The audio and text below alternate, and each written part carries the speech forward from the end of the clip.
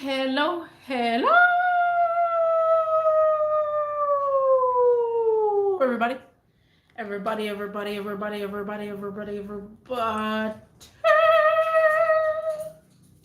What's cracking? What's happening? What's going on? How is everybody doing? Guys,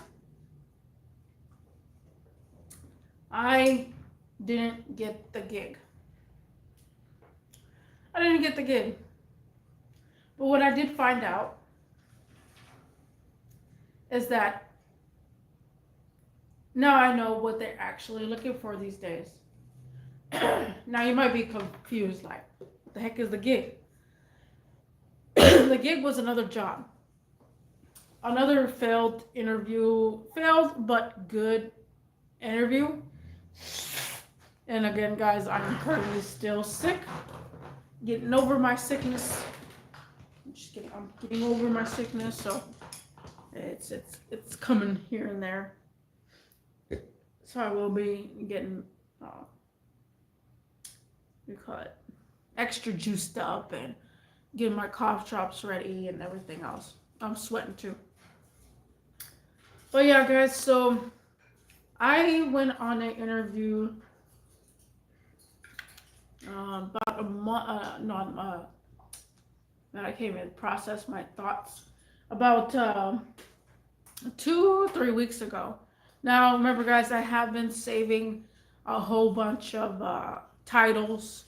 So there's so many titles that I've been, constantly just going through and stuff. But today was the day where I'm gonna talk about what happened and what I see from it. And as time progresses, you start growing. So, guys, I didn't get the gig.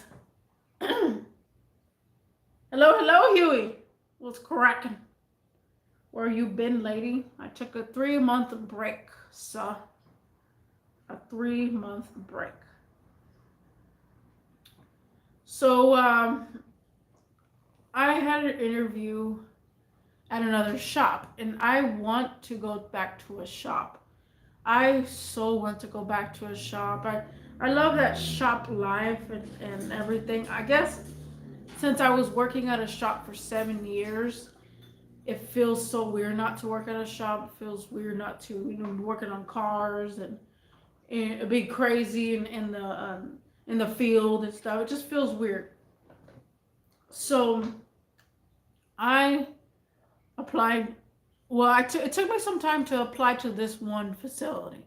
The reason being is because I was thinking about it. I was like, no, there's no way. Maybe they communicated with the other facility and maybe they don't like that other facility or something like that, along the line. So, I don't know how many times this lady walks her dog. Okay. I gotta keep hydrated because I am sick. But, I applied knowing that I might just get the job. I might because of my experience. So I was thinking about, oh, yes, I'm going to get good money again, like I did at the shop, and I'm going to be this person, and how I'm going to react again back to the shop life. I got the interview over the phone. Over the phone interview, a guy called me. He called me and said he wanted to schedule up a phone call interview, and so we did. But a recruiter. It was a recruiter on the line. He's the one that recruits people and sees people's applications, and he goes through the people's applications and gives them a call. And then we had a phone call interview. Now you don't see me in person, and I like that, the phone call interview, because people start judging you like all kind of ways when they see you in person. So then I was like, okay, we had our interview. I nailed it. I felt like I nailed it. I did tell them, I'm currently a manager now, and if they want to need a manager at that time, you can let me know.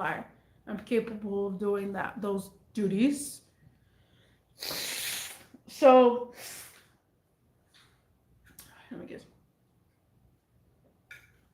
So I had the interview. They said they'll call me back in a couple of days to schedule an interview. And I asked the person over the phone too. And I said to them, I said, I want to take a look on how the facility is ran and if I like it or not. I want to get to know the facility and how they run things at that time. And so he's like, yeah, yo, well, that's the thing about these interviews, once you get this interview good on this one, then they'll call you next. So after that, within 30 minutes, I got a call back from that facility, and they said that they want to schedule an interview. And they said, when do they want? I said, next day, next day, tomorrow. I would like to schedule it tomorrow. So I told them what time. I said early in the morning or whatever, 12 o'clock is fine with me. It's okay, yeah, 12 o'clock is fine. So I scheduled that interview at 12, and it's raining. I think it's raining. Oh, I don't know. I think it's gonna rain overnight, they said. So I'm hoping I can get to work because that's what they said. It's gonna rain overnight. Oh yeah, back to my story. I I let's just fast forward until that night that I was gonna have my interview. Well, I did have the interview, but the night before that, the interview is when I was processing it. I was processing it, and I was like, do I want to go back to a shop? Yes, that's what I want to do. Is go back to a shop, work around cars, and everything else. And then I started thinking, but I don't want that feeling again of being watched, manipulated, and talked over, and coaching how to do things. So I'm all like, I want to go back to a shop, but then I'm not. And so I started having this weird feeling, and I'm like, maybe this is not the job for me. Maybe I'm not right. Maybe I'm not good enough for this facility. And so the interview came in. I already had a preparation of what I was going to say, what my comebacks were. I had to remember what I was going through at my last job, my last job. And so I'm like, oh, Lord have mercy. So I get to the interview, and I just can't believe it that they actually called me and we're actually having the interview. That's the process that I had going through my mind. So my process was like, oh man, I'm so happy that they called me. I'm ready to get out of my old job right now, and I want to make some good money because you can make some dang good money at these shops. And so, I waited there in the parking lot for like 15 minutes. I wanted to see how they ran things for outside from just spying on them outside. I want to see how they interact with customers. I want to see how they are. That's the way I am. I like to spy. So I was like very sketched after that. Give me a second. Hold on. I gotta sneeze.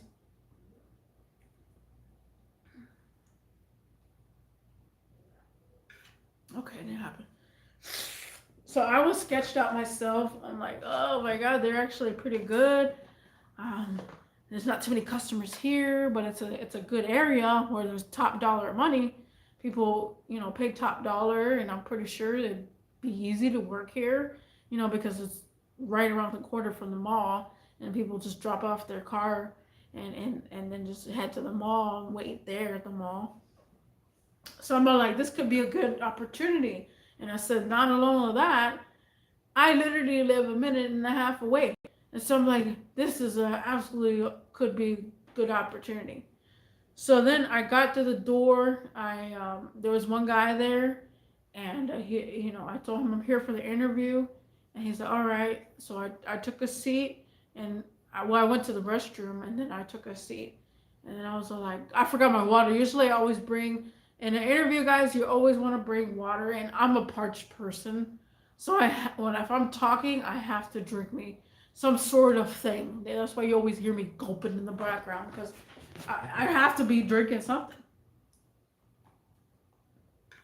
So then I waited there for a while, and I'm still trying to process it. Like, this could be my new home.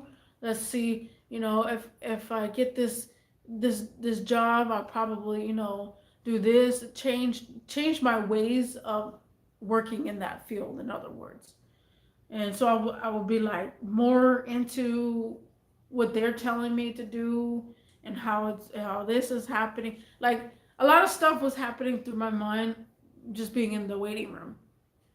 So after that, there was two guys that approached me. He was one big husky guy. His name was Chad. And there was another guy. I'm not sure what the other guy's name is. We'll call him Rick.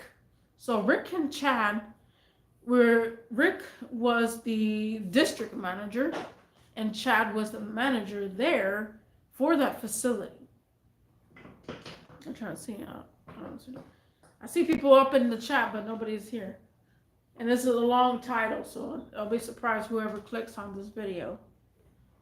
Let me go refill my cup.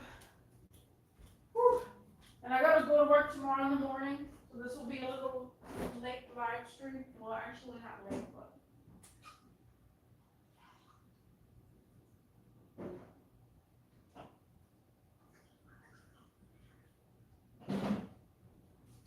This will be, I was planning to have it at 31 minutes, but since Huey joined, I'm gonna make it a little bit longer. So, yeah, hold on. I'm gonna do this first. I almost forgot. So.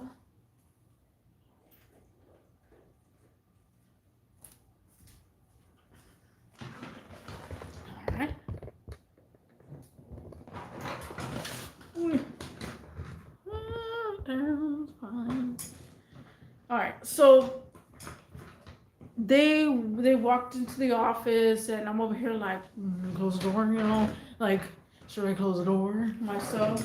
But it was a big husky guy. Chad was a husky guy. Rick was he was Rick. Let me see if I can describe Rick. If you were to hear my, again, guys, this might be coming a podcast, Mofo BMW World podcast, because obviously I don't have anything to entertain. So let me see if I can get a description of Chad and Rick. So Rick, let's see.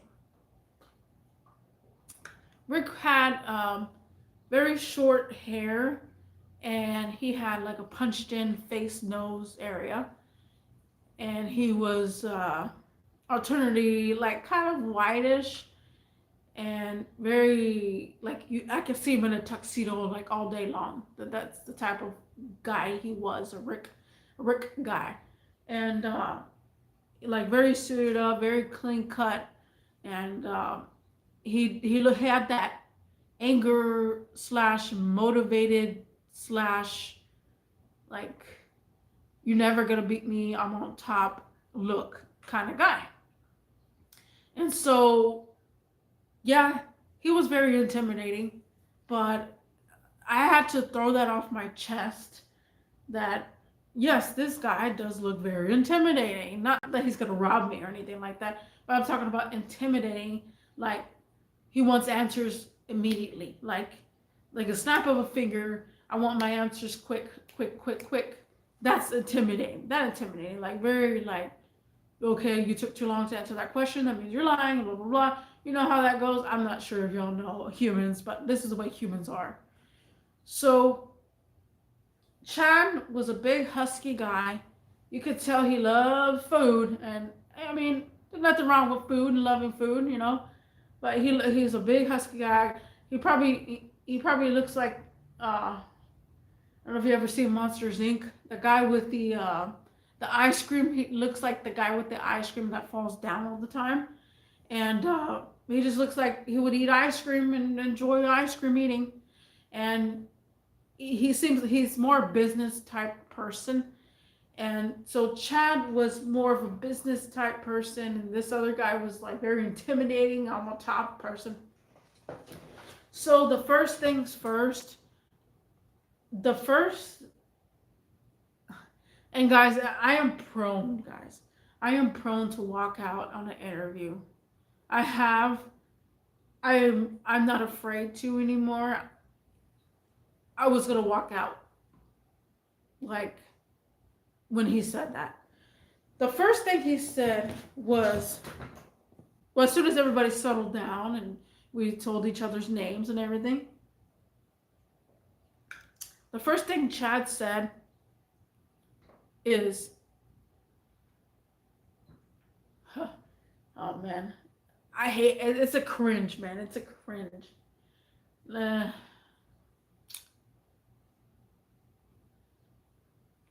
Let me see. How can I say it? How can I say it in a proper way that doesn't sound so horrible? Well, it's kind of like that. Okay, so he basically said, how motivated are you? What motivates you? And how competitive are you?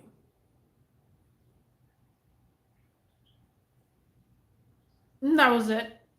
And that was it. I was like, yeah, let me get up right now and walk out of this interview. Let me get up right now. Like, that was my first instinct, was gonna get up. But I wanted this, I wanted to continue. I wanted to continue because I hate when people ask that, especially competitiveness. I have never been competitive throughout my whole entire life. And the reason being is because I see when people are competitive, it brings out a lot of anger towards someone. It brings a lot of, oh, I'm just playing around. You don't know the real person when they're competitive. They are two-faced.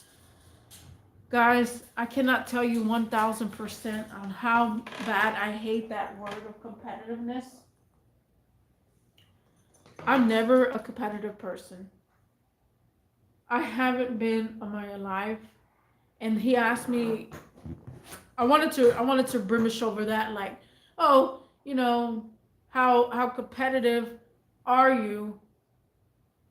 And it's like, none. You don't have to beat me at something. I'm never gonna want to try to beat you at anything. I'm never gonna go over there and say, I could beat you at this game and I'm gonna rule and I'm on top. And then he asked me, so, what motivates me. And I'm like, I don't have any motivation. I don't, honestly. I motivate myself to do things. Nobody motivates me to do anything, or I have no motivation. I don't have a kid side by side with me. I don't have a husband or a wife or a boyfriend or a girlfriend or anything like that to motivate me to do harder in life. I motivate myself. And I think what I said was, I'm semi-competitive. It all depends on the scenario. And I motivate myself. And they were both looking at me whenever he said that. When he said that to me. After that happened, I was just like, this is not the job for me. Because everybody's going to want to be fighting each other for each other's tickets. And if they're asking how competitive I am, that means they're being needy and greedy with the customers. That's the first thing I think, is the customers are being cheaped out because of people's needy and greediness, because they need to make that pitch. They need to make that sell, and they'll do whatever it takes to make that sell. I'm not for that. I am not for that. I don't push people and be like, oh, look, here's a marker. I could sell you this marker. This is what I could do for you. This is what I could do. Oh, yeah.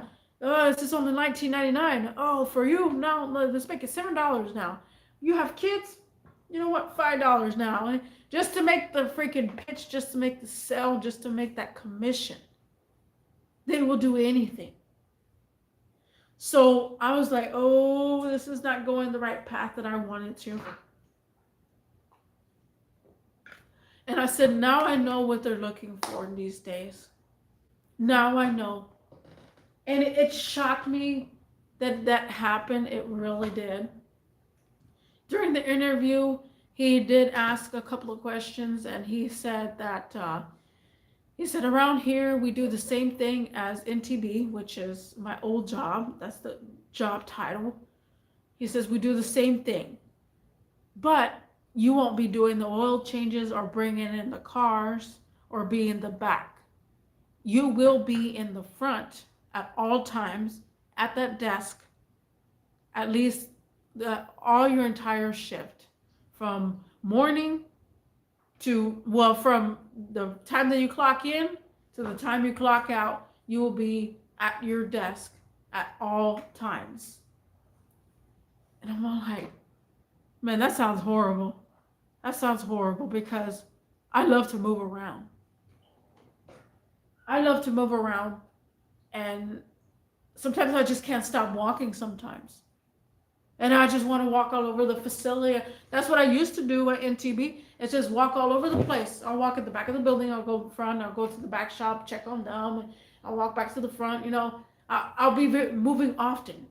Supposedly how they run that business is you have the person in the front checking in the customers, selling the pitch to the customers, and then they have a middleman that goes and brings the paperwork back to the person. So the middleman is the person that I probably want to be, is bringing the person the ticket up front, and then the person in the front telling them, okay, they have the job, go ahead and do the brake job. And then the middle person will go back to the mechanic and say, hey, go ahead and do the job. And the person, and for the mechanic, will be like, okay, order these parts. And then they go back to the front. So there's a middleman. There's the front person, which is the sales pitch. The middleman, which is the one I just described.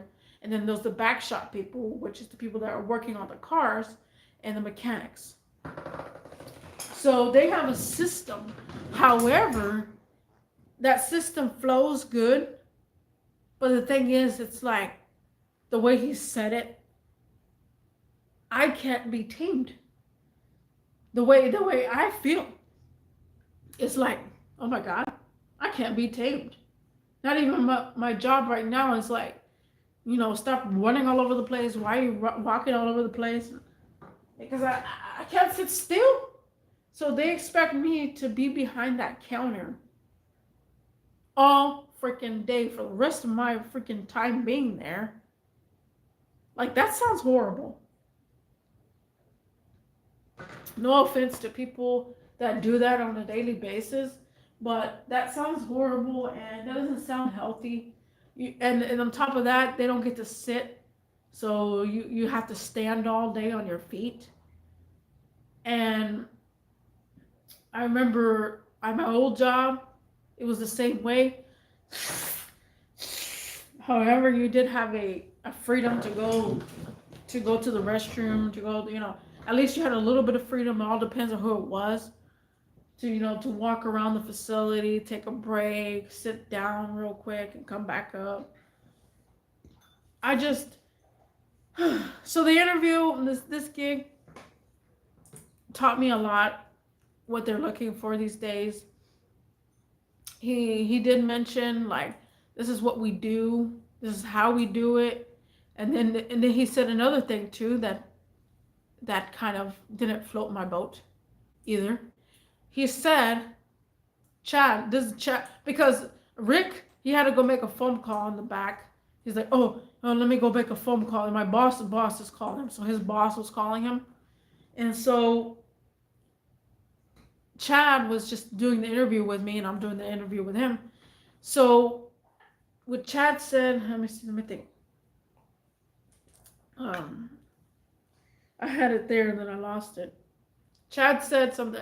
It's me being sick. And if you stick around in this video, thank you, thank you. Let me know if you're hearing me out. If not, you'll watch it later. But Chad said that he says, I do my own thing and I do it for years. And I don't want no one coming into my job and telling me how to run my own business and telling me what ways work and what ways don't. Because I know what ways work. I know the system, and I'm not about to change it. I don't want nobody in this position to come in and say, this works and this works, that works. I've been working at this facility for, I think he said 8-9 years, and the way he ran the system is the way it's gonna go. When he said that, I was like, man, no.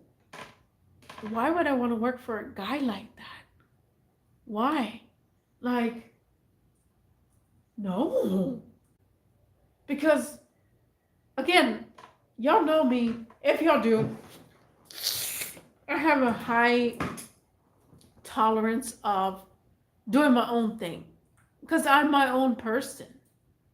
I think my own way. I do my own thing. I like to give inputs to see if anybody, says anything. And the way he said that, like, he don't want nobody telling him what works or what doesn't work, because he's been working like this for years and he's stick with that for years and he's not about to break it. Just freaking absolutely no. But again, I didn't walk out. I wanted to stay there. I wanted to get more intel. I wanted to on how they run these businesses like this. Why? I'm telling you guys, it's horrifying. Let's see some kids. And I have a whole bunch of gnats right now. I don't know how. I really don't know how. But my goodness, oh my God, there were so many red flags in that interview. It was not even funny. So many red flags. And then Chad got a phone call from a customer, and the customer, it was like a couple of rings, and the guy didn't pick up in the front, and he just kept being distracted over the guy in the front, like keeping an eye on him and making sure that he answers the phone within, of course, every company wants you to answer the phone within 2 rings or 3 rings or 0 rings. It all depends on who's there, guys. It all depends. So he was looking over at the guy, that would probably be in my position if I was to get hired. I would be in that position, like, answer the damn phone, answer the damn phone, answer the phone, because the phone is a pitch. Phone is the pitch for every company. Oh, gosh. But yeah, so he ended up answering the phone because he's like, see, this is what happens. And he's like, pick it up. So he picked it up. He starts talking. I said, okay, all right, smooth talker. Let me see his self in action. So Chad went in action. So obviously it was an older man called in, and he wanted to see if he had a starter on warranty, or somebody told him that his starter was out. He wanted to see if they had warranty at that facility. So he starts looking up his account. He's like, oh, I found your account. Yes, you do have that. He's like, yeah. And he started looking more into it. He's like, these people told me I needed in and outer tie rods. And so he started building up a quote for him. And then he was just building up. He's like, okay, and what else did you need and stuff? He's listening. So I could see that he's a listener to the customer at the same time. I do have a another. Oh my God, these people's alarm. I do have another session on these people's alarm. Paco's probably gonna go crazy. I do have another session on what I see. Hold on, what's that? We got some. It says car chase ends in fatal shooting. Oh man, oh, the world's going crazy. So let me go back to my screen. All right. I'm only going to be here for a couple of more minutes. Well, 45.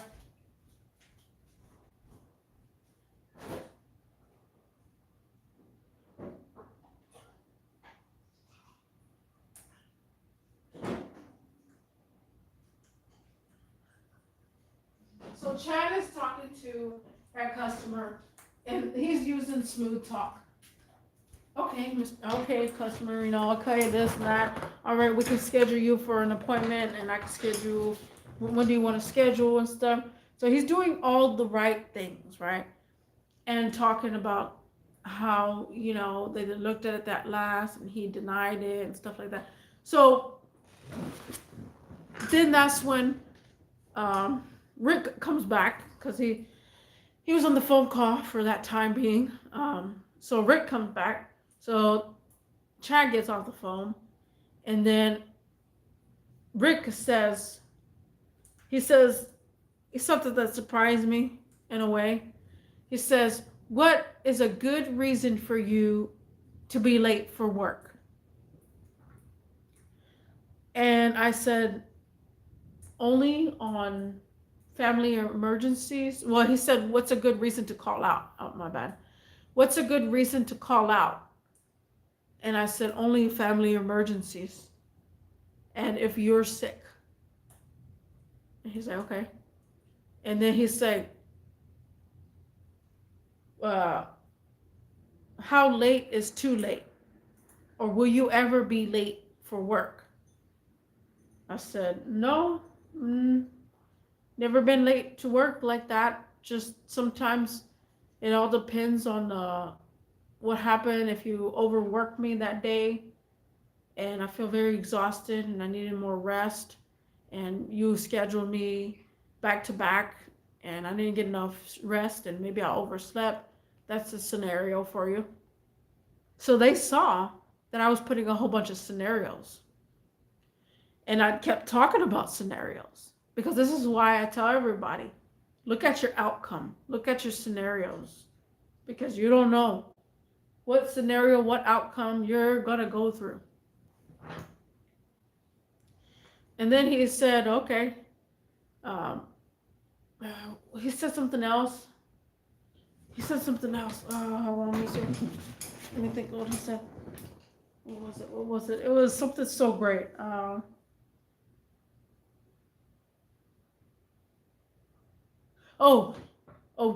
The availability. When are you available? And do you have open availability? And I said, yes, I have open availability. Then he just went, and then I was like, is that a good snap or a bad snap, or what kind of snap was that? And then he said, because that's what everybody says. The thing is, everybody says that, and that they're reliable, that they can work on every single day, and then when we hire them, all of a sudden they cannot work on a Saturday, and all of a sudden that they can't work on this day, or they all of a sudden need to have this day off. And I said, well, the thing about me is that I have no kids, I have no boundaries, I don't have to be home at a certain time, I really don't have anything going on. I have no kids, no significant other, no nothing like that to hold me down or tie me down. And I said a lot of the times the kids are the ones that get let down. The people with kids are the ones that let these jobs down. And then he's like, well, that's the thing. I am a father of 4, and I have a wife, and I work. So I can balance and maintain both. I said, okay, props to you. But the thing is, I wasn't gonna argue with him because again, Rick looked like very demanding person, a very demanding person, and anything you say or do will probably be like, no, that's not how it works, and you're out of here and stuff like that. I could see him already like writing me up like so many times. Like I'm not even working there. I could just see him be like, "You're being written up for insubordination, and you're being written up because you took too long in the restroom, or you're being written up because you keep looking down, and you're being like I could no, no." I already saw Chad writing me up for everything that I do, and I'm just like, no, not Chad, but Rick. So Rick said I can balance and maintain family, and I can balance and maintain work. But the thing is about Rick is he's a district manager. He's not in a facility. He's not in a facility. He can go and come out of different facilities all he wants. He still can make time for his family. Because a person that's at a facility, they stay there 24 hours a day. But yeah, I wasn't gonna argue with him. So after that happened, I finally figured out that this was not the job for me. This is not the job. They asked me, they said, what's a good motivation? I said, a good motivation is the company providing you with different kind of incentives. Incentives are a good way for a person to get recognized. I'm a person that gets recognized. You don't have to pay me top dollar. At least give me recognition in the company. Let me be known. Send me some plane tickets to, Florida, or let me have some sort of, prize. That's what I want from a company if they take care of their employees. He did say that they do that for the employees, so that's good. That's a good thing. And I did tell Chad because Rick had to go.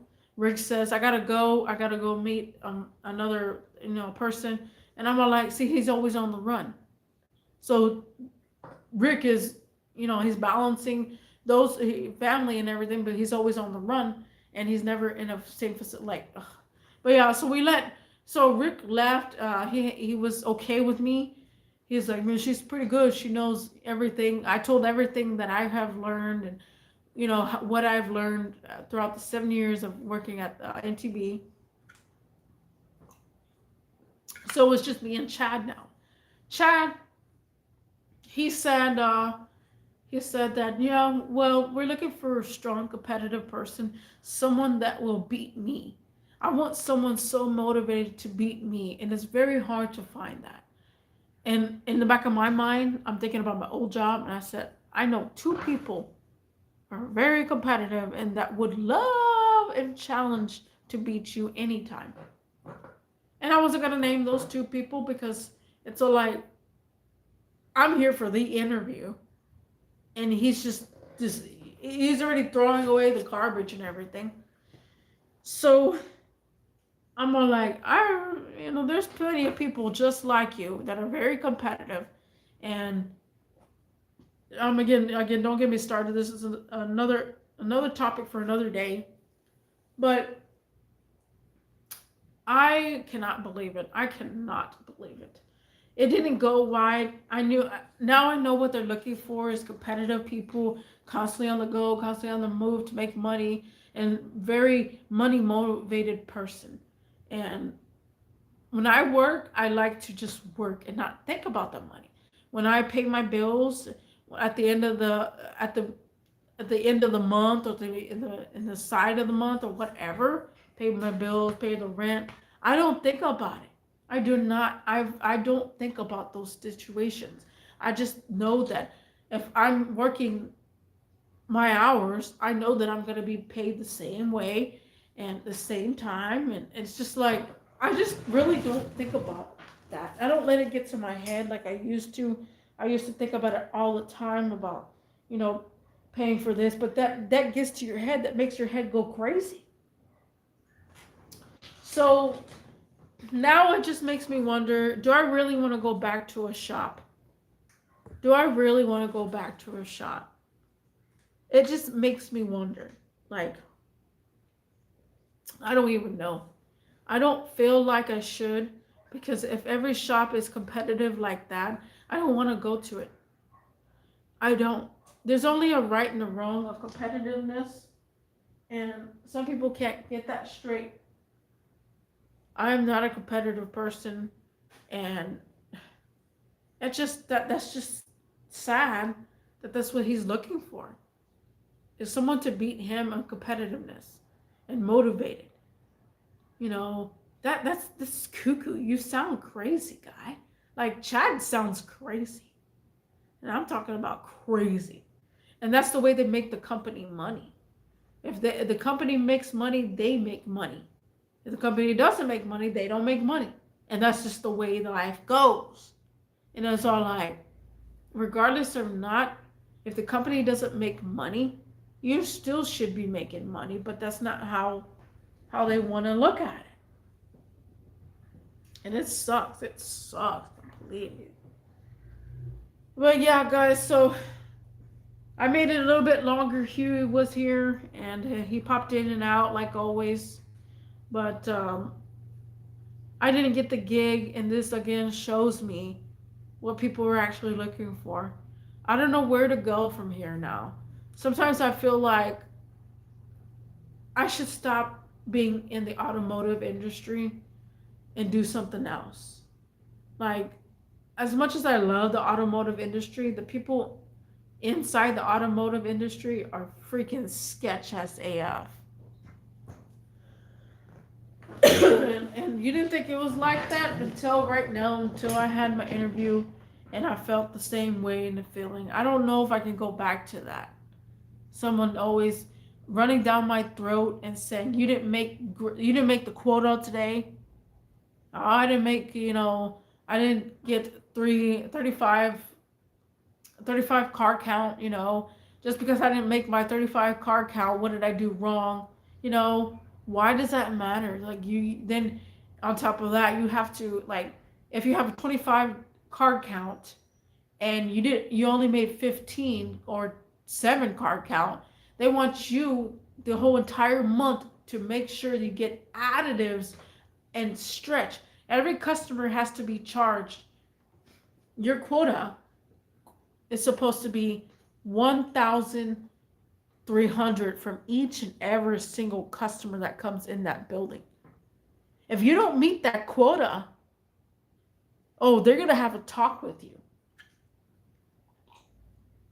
And that talk is going to be like, well, something you're doing wrong, you're doing something wrong, and we're going to coach you. And after they coach you, they let it in on you and be like, well, we coached you enough, and how come you're not listening to the coaches, and you're not doing exactly what I say to tell them? It's a like, bro, no, I don't know if I could. It bothers me. It truly bothers me that I would like to go to a shop, and this is another facility I would have loved to work for. But apparently, I saw the insides and I saw how nasty and corroded these people are. I don't even want to go. And I was scared to even get the job. I told my grandma, I said, I'm scared that they're gonna call me that I had that the interview went right and good and I'm hired.